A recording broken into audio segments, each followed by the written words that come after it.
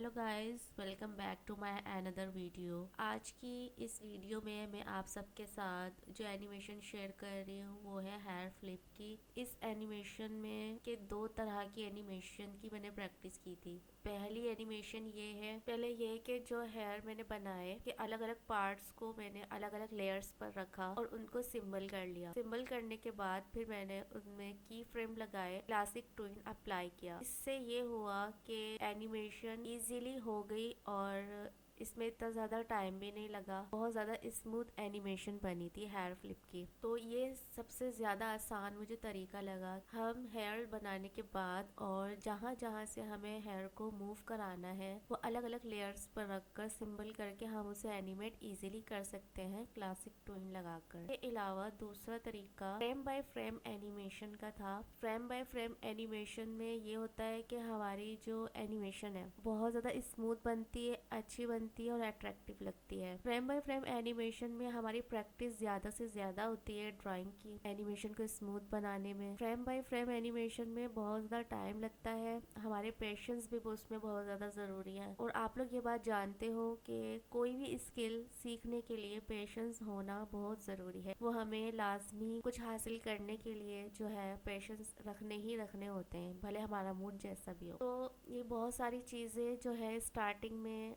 हमें आती हैं। एज अ बिगनर हम फेस करते हैं कि हम बेजार हो जाते हैं कि हम इतना ज़्यादा ड्रॉ नहीं कर रहे। ऐसा नहीं है कि एनिमेशन कई तरह से हो सकती है, यह हमारी क्रिएटिविटी है, हम किस काम को किस तरह से आसान बनाएं। और जितनी ज़्यादा हार्ड वर्क हम अपनी एनिमेशन में करते हैं हमारी एनिमेशन उतनी ही ज़्यादा अच्छी लगती है, स्मूथ लगती है और रियल लगती है। तो एनिमेशन में हम जितना हार्ड वर्क करेंगे हमारी एनिमेशन, हमारा काम उतना ही ज़्यादा अच्छा दिखेगा। ये एनिमेशन जो है इतनी ज़्यादा अच्छी नहीं बनी है, ये पता है मुझे। मैंने जितनी ज़्यादा मैं प्रैक्टिस कर रही थी तो ज़्यादातर मेरी एनर्जी चीज़ों को समझने में लग जाती है और मेरी ड्राइंग थोड़ी सी इधर उधर जाने लग पड़ती है। तो ये सारी चीज़ें हैं, लेकिन जब हम खुद को प्रैक्टिस की आदत डाल देते हैं तो ये सारी चीज़ें हम समझने लग पड़ते हैं और हमारी ड्राइंग भी बेहतर हो जाती है। तो ये सारी चीज़ें हैं जो आहिस्ता आहिस्ता एनिमेशन जो हम सीख रहे होते हैं उसमें हमें टाइमिंग, स्पेसिंग, की फ्रेम्स का हमें जो है मालूम होने लग पड़ता है कि कौन सा की फ्रेम किस तरह से हमें लगाना है, किस की फ्रेम पे कौन सा पॉज बनेगा।